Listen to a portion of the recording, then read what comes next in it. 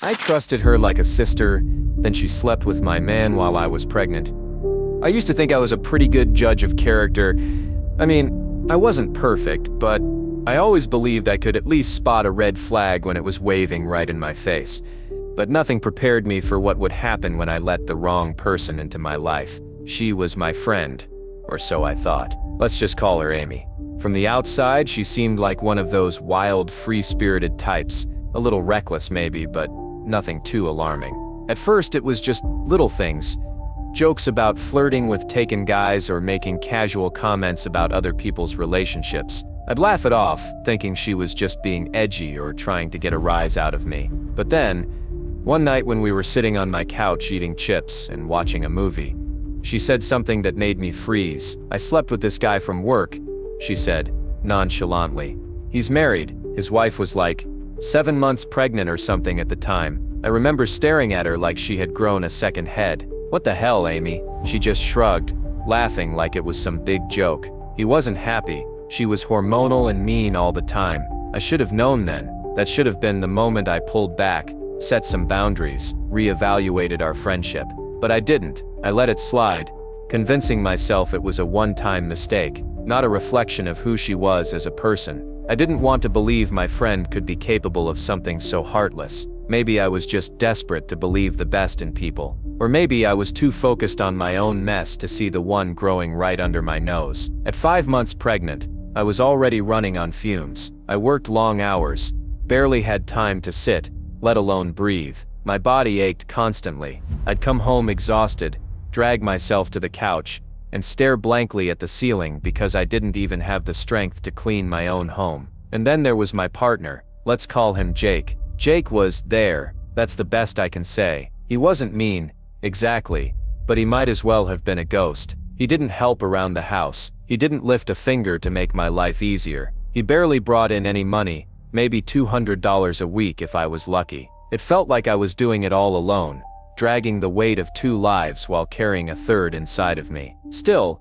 I tried to be grateful. I told myself things would get better, that once the baby came, we'd figure it out together. I believed in him, or at least the idea of him, even when reality told me not to. And through all of it, Amy was there. She came over a lot, maybe too much. Me, her, and Jake would hang out in the living room, talking, watching TV, eating takeout. I never once thought to question it. I trusted her. I trusted him. In my mind, betrayal was the farthest thing from possible. It was a Thursday when everything started to unravel. My sister got a random call from an old friend, someone I had fallen out with a while back. I don't even remember why we stopped talking, but I didn't expect her to ever reach out again, let alone with this kind of message. She said Jake cheated on you, my sister told me, her voice hesitant. I don't know if it's true, but I thought you should know. I laughed, not because it was funny, but because it felt absurd. Jake? Cheat? With who? He barely had the energy to brush his teeth,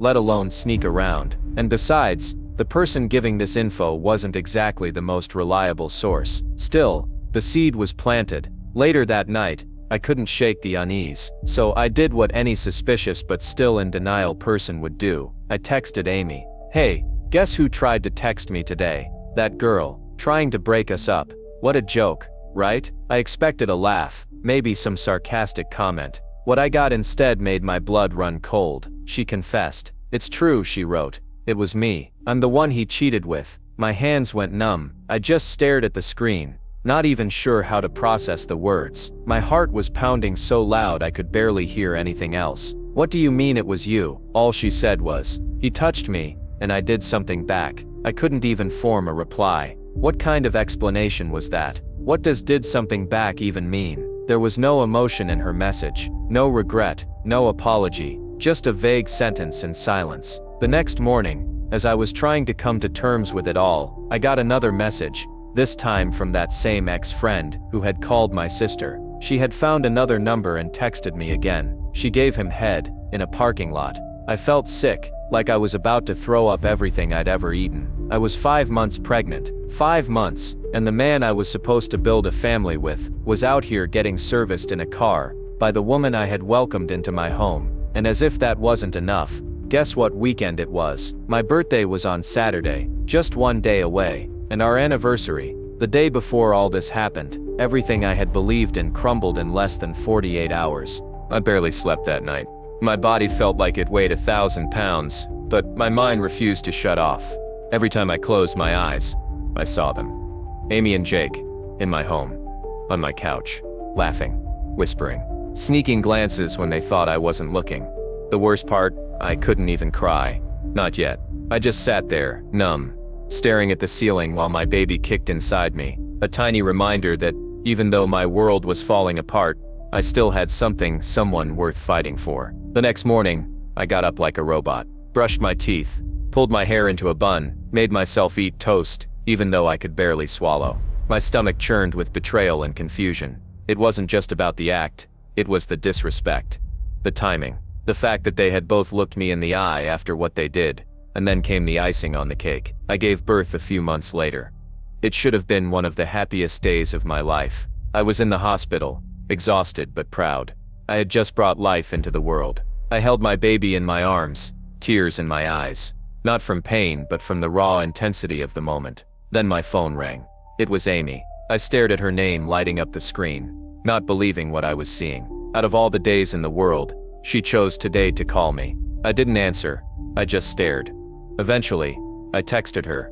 She replied, casually, like none of it mattered. Oops, sorry, meant to call my sister. No apology, no congratulations, no acknowledgement of everything she had done. Just a lame excuse, and more disrespect. I swear, it was like she lived in a completely different reality, where nothing was ever her fault. I wanted to scream, but I didn't. I looked at my baby, wrapped in a soft white blanket, eyes barely open, and reminded myself what really mattered. Still, the betrayal lingered. Even after months had passed, I couldn't shake it. Healing from something like that isn't a straight line. Some days I felt fine, like I could move on and put it behind me. Other days, it all came rushing back like a tidal wave, knocking the breath out of me. One of those days came unexpectedly. I was scrolling through Facebook, trying to distract myself during a late-night feeding session. I saw a post that made me stop in my tracks. It was simple. Just a black background with white text that read, "Stop ***, King married men." It hit me like a punch to the gut. I stared at it for a second, and something inside me snapped. I hit the repost button. Then, without even thinking, I added a caption. Someone tag Amy. And guess what? Someone did. And Amy, she hearted the post. That's right, she didn't block me. Didn't ignore it. She hearted it, like it was funny. Like we were in on some joke together. But it wasn't over, not even close. A little while later, I got a message from another girl, someone else from our old group. She was the one who had originally told me about the cheating, and ironically, she was also dating a guy with some serious issues. Let's just say, not exactly someone whose opinion I cared about. She came at me hard, accusing me of doing it all for attention. You're just dragging this out to get sympathy. You just want people to feel bad for you. He wouldn't even go for her again. Excuse me? I was the one cheated on while pregnant.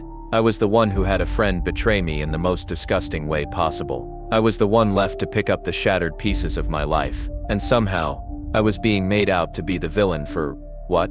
Posting a meme? Nah.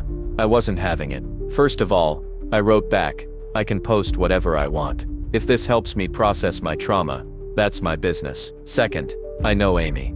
I know how she moves. She wanted that. She started it. Don't sit here and act like he seduced her. It takes two. And let me just add, I wasn't trying to defend Jake. Not at all. He was just as guilty, if not worse. But I hated the way people tried to make me feel like I was the one who had done something wrong. Like I was overreacting. Like the pain I felt wasn't justified.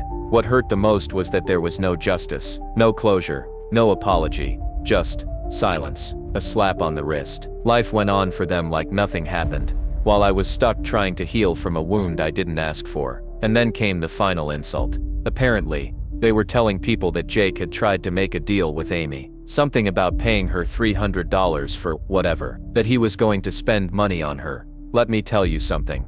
Jake didn't have $300 to his name. I handled all the bills. I saw his checks. There was no way in hell he had money to throw around like that. It was just more gossip, more lies, more people trying to twist the story and make it seem like I was the crazy one. And it didn't stop there. They claimed Jake used to talk trash about me behind my back. That he'd say all kinds of nasty things, how I was lazy, how I nagged too much, how I wasn't fun anymore. But then when he was around his sisters, or people who didn't know better, he'd pretend like I was the perfect partner, telling them I was hard-working and loyal, painting a picture that didn't match what he really thought. None of it made sense. The timeline didn't add up. The stories kept changing. And still, through all of it, I was the one who had to carry the pain. All I had done was love people who didn't love me back. All I had done was trust. After everything fell apart, I found myself stuck in a fog. The days bled together. Wake up, feed the baby, change diapers, cry, and silence repeat. There were moments when I'd catch myself staring off into space, trying to understand how my life had taken such a sharp turn. One minute I was planning a future, and the next I was trying to survive a betrayal I never saw coming. I felt like a fool. I kept asking myself, how did I miss the signs? But the truth was, I didn't want to see them. I didn't want to believe that two people I cared about could be so cruel. I gave them both my trust, my home, my time, and in return, they gave me trauma. I wasn't just grieving the relationship, I was grieving the life I thought I was building. I kept remembering how Amy used to come over all the time, laughing and acting like we were sisters. She'd sit on my couch eating food I paid for and talk to me about everything, from makeup to work to guys she was into. Meanwhile, she was sneaking around behind my back with Jake, the same Jake I defended, who I thought would be there for me and our child. I started questioning every conversation we had, every smile, every I love you. Had it all been fake? How long had it been going on? Did they laugh about it together?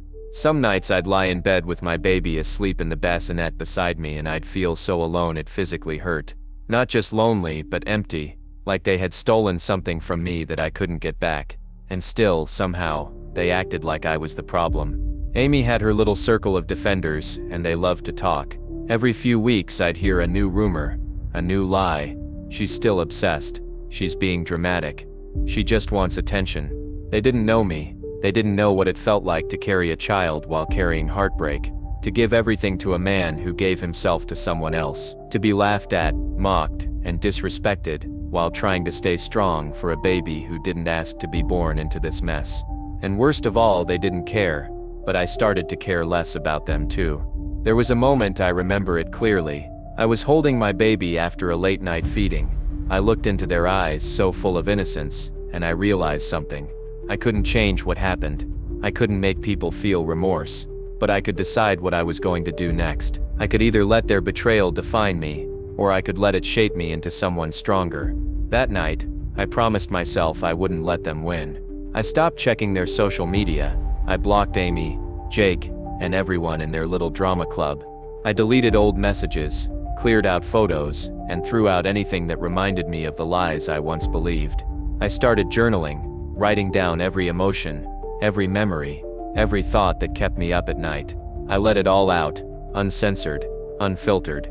It wasn't for anyone else, just for me, a way to make sense of the chaos. And slowly, things began to shift. I started noticing the little victories, my baby's first smile, the way I managed to keep the house in order, the nights I didn't cry myself to sleep. I began to see my own strength, not the kind that shouts or makes a scene, but the quiet kind, the kind that keeps going even when everything feels broken. People don't talk enough about the kind of heartbreak that comes from betrayal during pregnancy. It's a very specific kind of pain. You're already vulnerable, your body changing, your hormones shifting, your emotions all over the place. You want support, love, safety, and instead, I got humiliation. But I also got clarity. Amy wasn't a friend, Jake wasn't a partner, and I wasn't the weak, helpless girl they tried to make me out to be. I started rebuilding, not just my life, but my sense of self.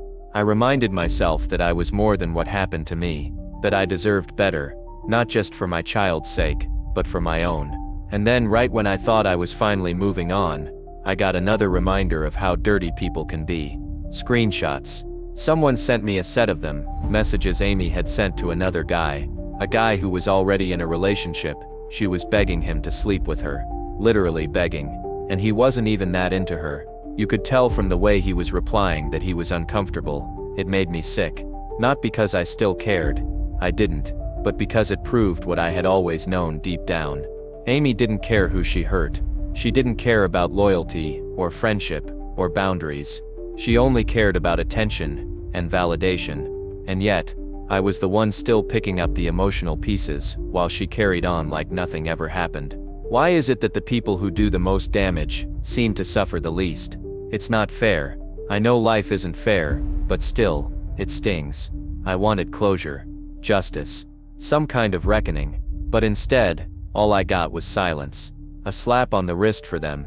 A life sentence of healing for me. But here's the thing, I'm healing anyway. They might not feel guilty, they might never say sorry, but I'm not letting them have the final say in my story. They broke me, yes, but they didn't destroy me, and they never will.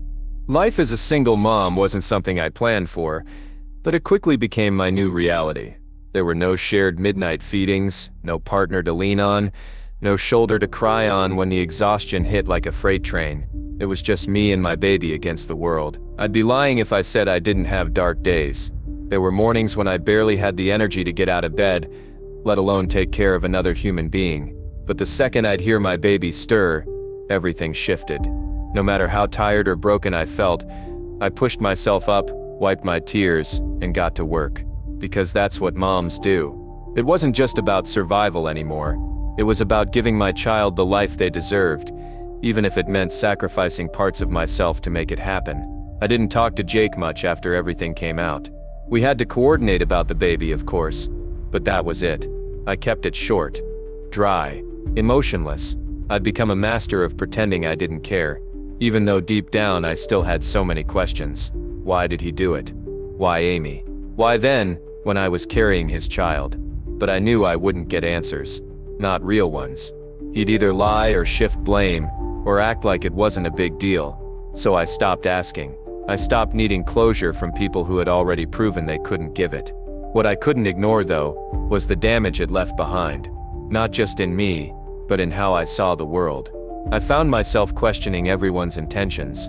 Every new person who smiled at me, or tried to get close, made me feel uneasy. I didn't trust easily anymore. How could I? Amy had been like family. I let her into my home, into my life, into my heart. And she used that access to destroy me from the inside out. She didn't just betray me, she violated my trust in the most intimate, unforgivable way. And the worst part, she didn't care. That fact haunted me. She never showed any real remorse. No apology, no ownership, no attempt to make things right. Just silence, or worse, sarcasm. That dumb little heart emoji on my Facebook post felt like a slap in the face. Like she thought it was all some game. Like she wanted me to know she saw it, and didn't give a damn. And her sending that friend to message me, to accuse me of clout chasing, was just another reminder of how twisted their world was. But I kept moving. I went back to work. I found childcare. I budgeted every dollar like my life depended on it. Because in a way, it did. I even started talking to a therapist. At first, I was hesitant. I didn't want to dig up all the pain I was trying so hard to bury. But talking helped, slowly. Some sessions felt like ripping off scabs, but others brought a strange sense of peace.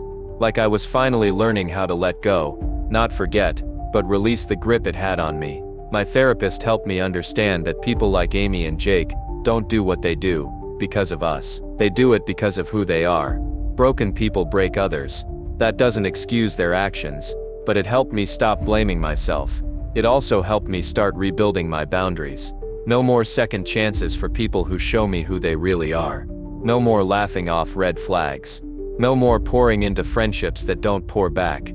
If someone couldn't match my energy, respect my loyalty, or understand my worth, they had no place in my life. Period. I started noticing how peaceful my life became when I cut off the drama. No more cryptic texts. No more fake smiles. No more guessing if someone had my back. I surrounded myself with people who lifted me up. Some old friends reconnected once they saw what I had gone through.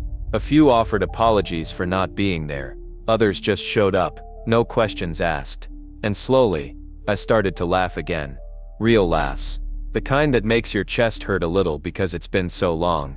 I'd go to the park with my baby, feel the sun on my skin, and think this is my life now. And it's not perfect, but it's mine. I still had moments where the pain crept in. Birthdays, anniversaries, random songs on the radio, but they didn't crush me like they used to. I had learned how to carry the hurt without letting it consume me. And as for Amy, she stayed true to herself, continuing the same tired cycle, chasing taken men, causing drama, and pretending she was some kind of victim when things didn't go her way. I saw another screenshot a while back, yet another message she sent to a guy who clearly had a girlfriend. She was begging again, desperate for attention, desperate to feel wanted. It was pathetic, honestly, and for the first time, I didn't feel anger. I felt pity, because she wasn't powerful. She wasn't some irresistible woman who stole my man. She was just lost, broken, sad, constantly seeking validation in the arms of men who didn't even respect her. And Jake, he didn't end up with her. They weren't some fairy tale couple who rode off into the sunset. From what I heard, they fizzled out fast. No surprise there. It wasn't about love, it was about ego. They used each other to fill whatever empty spaces they had inside, and when the high wore off, all that was left was guilt, shame, and consequences. Meanwhile, I had something real, my child, my peace, my strength.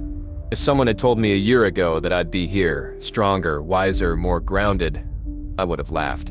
Back then, everything felt like it was crumbling. My trust, my relationship, my future. All of it collapsed in front of me like a building hit by a wrecking ball. But now, standing in the ruins of what used to be, I found something I never expected: peace. Not the kind that comes overnight, not the kind that's loud and triumphant, but the quiet, steady kind. The peace that comes after the storm has passed and you realize you're still standing. And I owe that to no one but myself. I stopped asking why me, and started asking, what now? I couldn't go back and change the betrayal. I couldn't make them feel the pain they caused me, but I could control what I did with that pain. I started creating a new life, one built on honesty, love, and self-respect. I didn't need validation from a man, or loyalty from a fake friend, to feel whole anymore. I had learned to give those things to myself, and slowly I became someone I was proud of. I remember one specific day when everything clicked. My baby had just taken their first wobbly step in our small living room, their tiny hands reaching out for balance. I clapped and cheered like we had just won the lottery, and in that moment I wasn't thinking about Jake, or Amy, or the lies, or the cheating, or the heartbreak. I was just there, present, alive, grateful. That's when I knew I had finally started to heal, not because I had forgotten what happened, but because it didn't control me anymore. People still talk, gossip never dies, especially in small circles. I still get side eyes from people who only heard their version of the story,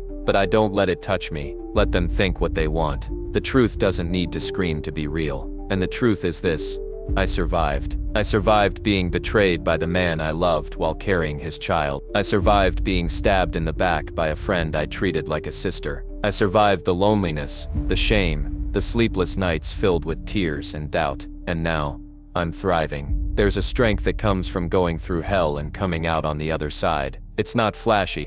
It doesn't always look like winning. Sometimes it looks like getting out of bed when you don't want to, feeding your child when your heart is breaking, saying no to toxic people, even when you're tempted to fall back into old patterns. It's quiet, but it's powerful. So to the ones who tried to break me, congratulations, you succeeded for a while. You shook my world. You made me question everything. You made me cry in silence more nights than I can count. But you didn't destroy me, and that's what you'll never understand. I found something deeper than revenge. I found healing. I don't need to prove anything to anyone. I don't need to post cryptic statuses or throw shade online. My life is my revenge. My peace is my power. And every time I wake up with a clear heart and a calm mind, I win. I've learned that closure doesn't always come wrapped in an apology. Sometimes closure is just accepting the truth and moving forward anyway. And to the people who stood by me, even if they were few, I thank you. To the ones who doubted me, judged me,